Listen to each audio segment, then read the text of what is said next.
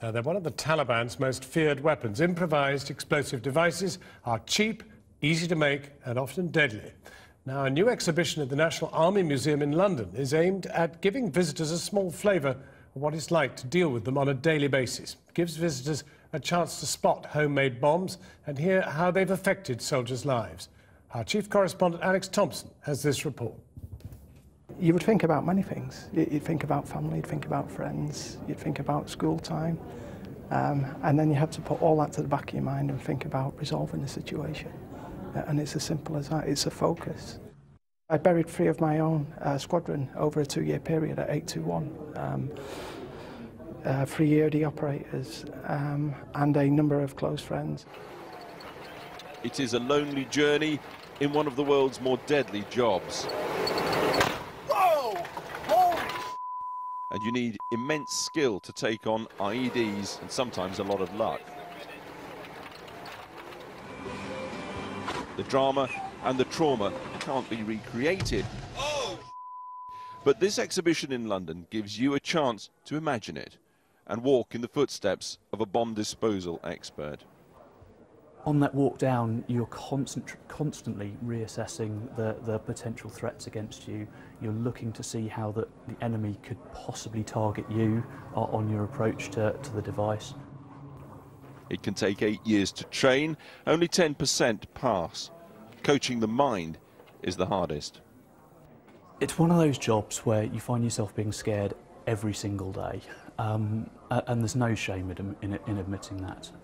The level of risk is extremely high. He survived being blown up, but his friend, Staff Sergeant Olaf Schmidt, did not. It makes you want, towards the end, just to not get to know new operators when they come in. And you find yourself becoming very removed and very, very distant. Improvised explosive devices are both crude and cheap, but they've become the Taliban's most deadly weapon, costing a few pounds at most, made with wood and cheap bits of plastic. They're literally made in a improvised workshop. Typically the guy that's making them won't be the guy that's laying them, so they'll have factories that are making them and then handing them on to the layers that will go and place them in the ground. In the death zone, it is a slow walk to find them. If the bomb isn't metal, the detector may not save you. It's meticulous, it's unpredictable. A paintbrush used to remove debris. Beneath the pressure plate and the bomb, 20 kilograms of ammonium nitrate and sugar. Stop by! Firing! The biggest defence against the blast, the Mastiff armoured vehicle, taking centre stage here. But new technology will be needed to keep pace with the ever-changing threat. And what happens when NATO leaves Afghanistan? Will the Afghan army have the resources to deal with these devices? But the minds of these men are not on politics. What they care about is pride in the job, where the pressure is relentless and the demands huge. Fantastic, best days of your life, genuinely. I look back at all my tours with proud memories, and I look back at what I achieved through making devices safe and saving life and restoring the situation back to normality. And you know, I take that to the grave with me, literally. It's been a great life. And after the break, England are on top in the second Ashes test after Graham Swan gets 5 wickets to spark an Australian batting collapse.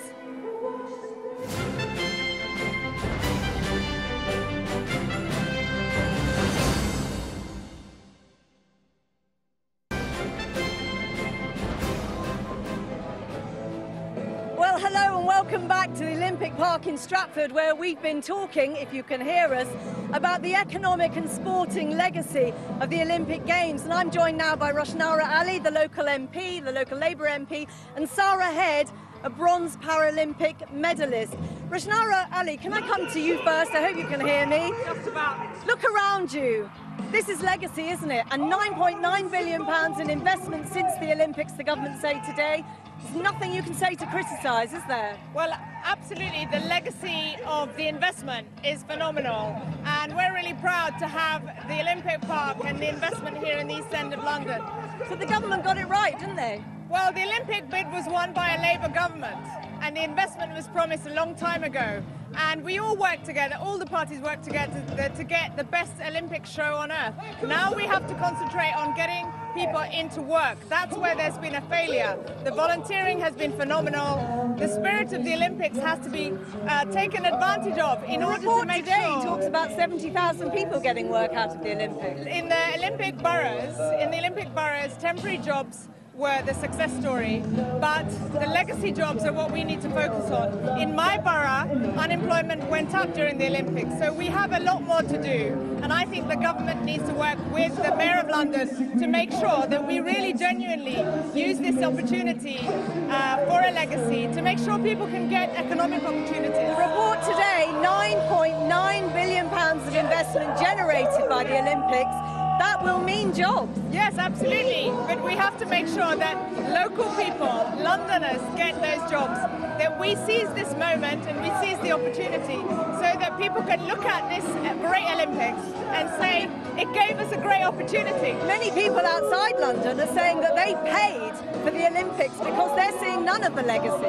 Well, what's happened is that the multiplier effect is influencing business opportunities across the country. And it's right that we have to recognise that London has been the big beneficiary. And what we have to do now is make sure people around the country benefit through jobs, through businesses, and through other economic opportunities. Well, moving on to the sporting legacy, Sarah Head, your own legacy is a bronze medal.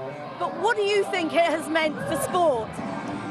You know, my personal experience is that, you know, I've seen more volunteers, more participation in sport. You know, I think it's been a fantastic legacy. There's more interest and just to see people enjoying the moments that we also enjoyed is a fantastic legacy. I mean, reports suggest that there's been a downturn in the number of people taking part in sport. What are you finding when you're going out and about?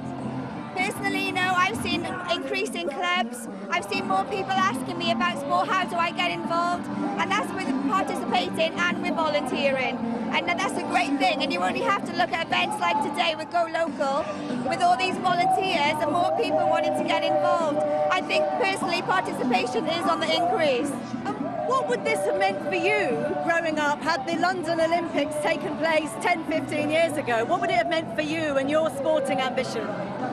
I think it would have blown me away. I think if I could have seen someone and thought I really want to achieve that, I'd have thought, you know, it's actually out there for me, I'm going to go and get it. And I think that's what's out there for people now, and I think 10 to 15 years ago that would have been a great opportunity. And what has it meant for you, people approaching you, looking at you as a role model? It's fantastic. I'm extremely proud. I'm proud to represent my country, but I'm proud that we can get other people to enjoy and represent their country too. It's a fantastic feeling. And I mean, the sporting legacy, what is your view on that? Well, I think the fact that we have these amazing facilities is a real advantage for people across London, across the country, especially here in the East End of London. And, you know, you can't help but smile when you come into this place because these facilities are, you know, world class. And what we need to do is make sure that schools get the sports investment and support they need in order to have the next future champions who can use these facilities and who can be the gold medalists and the silver medalists of the future. I mean, the government's saying they're doing just that by making sure funding goes direct to head teachers who they say best know how to distribute it, how to organise sport in their own schools. Well, the government's first act was to cancel the sports funding programme, and they basically have reduced funding in school sports. We want to see the government invest more in sports activities. I mean, Labour were quite fond of selling off school playing fields themselves, weren't they? Well, we invested record amounts in promoting sports in schools, and if you look at the numbers, activity and school sports has gone down in the last year. That is a scandal after the Olympics we've had. Roshnara Ali and Sarah Head, thank you so much for bearing with the noise. That's it from us here at the Olympic Park. John. Jackie, next Friday you and I will be back with a special programme to look at the legacy not of the Olympics but of the Paralympics. It was an extraordinary spectacle, but has it actually made lasting improvements to the lives of disabled people? Now, the rest of the day's sports news, and the wickets have been smouldering into ashes all day in the second Ashes Test at Lord's. The Australian bowler Ryan Harris and England's Graham Swan each bagged 5 wickets, but England ended the day on top despite yet another batting collapse in their second innings. Jordan Jarrett-Brown has this report. On day 2, Australia were hoping some team spirit would continue the England collapse at the end of day 1. And it appeared to work. England's Tim Bresnan falling at the very first ball. Edge done gone. Graham Swan restored some order, smashing a 6 to the relief of the home crowd. Oh, he's just not picked it up. It's gone for 6 in any case. The boundary is in, but... James Anderson and Stuart Broad were the last to fall, leaving England all out for 361. They're going up, yes, and there's a nod. Australia's Shane Watson did his bit to run down England's total. So you try and drag it back, and he'll put you away square of the wicket as well. Good batting this from Shane Watson. But then the Tories had a collapse of their own. Watson. Close. Yes, given. And then Chris Rogers fell. I'll tell you what, this is going to be close. I think it might be out.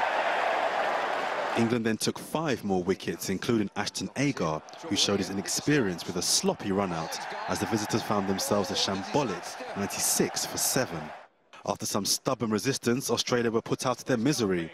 Swan taking his 5th wicket, leaving the Aussies 128 all out.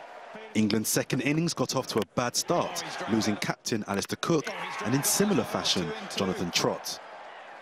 Kevin Peterson was next to go, and at the close of play, England were 31 for 3.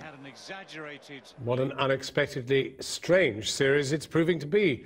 Golf, and at the Open, Rory McIlroy and Justin Rose have missed the cut to make the last 2 days, but Lee Westwood recorded one of the best scores of the second round to move up the leaderboard and put himself in contention for his first ever major. The 40-year-old from Worksop, who was runner-up in 2010, held 5 birdies on the front 9, finishing with 68 for an overall 2 under par at Muirfield. Now, he was famous for playing the last 17 minutes of an FA Cup final with a broken neck. But Bert Troutman, who's died today, aged 89, was much more than a heroic goalkeeper for Man City. This year, a tale of 2 cities, with white-shirted Birmingham hot favourites against Manchester, last year's runners-up. Bobby Charlton said he was the best goalie he ever faced. But Bert Troutman will be remembered at least as much for his heroism off the pitch.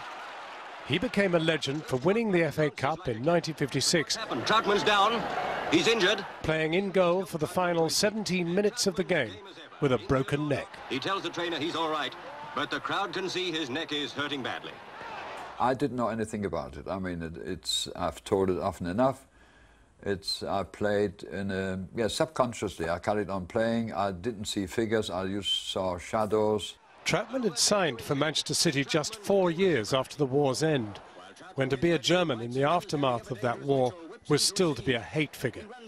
People went onto the road to demonstrate, you know, if you sign this German, we're going to boycott you, and so on. In those days, from what I've gathered, it was a lot of Jewish people who supported Manchester City, and that would have taken, especially with what happened in the Second World War, it would have taken a lot of brilliance to overcome that. It was that broken neck in the FA Cup final that enabled him to use his heroism to warm Anglo-German understanding and help mend relations. Here was a man who joined Hitler's youth movement at the age of 10 and later served as a paratrooper in Nazi Germany, earning an Iron Cross. He was then captured by the British, and at the end of the war, Troutman turned down an offer of repatriation and instead, maybe by way of atonement, joined a bomb disposal unit. I volunteered again to the bomb disposal squad. You know, we went to dig up unexploded bombs in Liverpool and Manchester and in Bristol. In 2004, he was awarded an OBE for his work in promoting Anglo-German post-war relations. I'm proud and I'm very honoured to having received this medal from the Majesty. An extraordinary life journey, from the Hitler Youth via the Iron Cross to eventual recognition in Britain as a genuine peacemaker.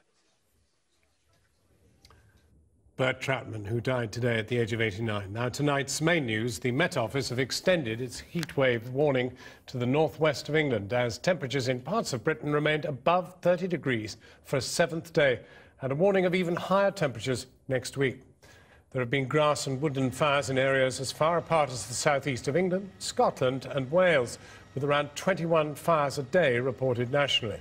The London Fire Brigade has already dealt with twice as many grass fires in this summer's heatwave compared with the whole of last year. And that's it. That, with Donald Trump and all the rest, is all we've got time for.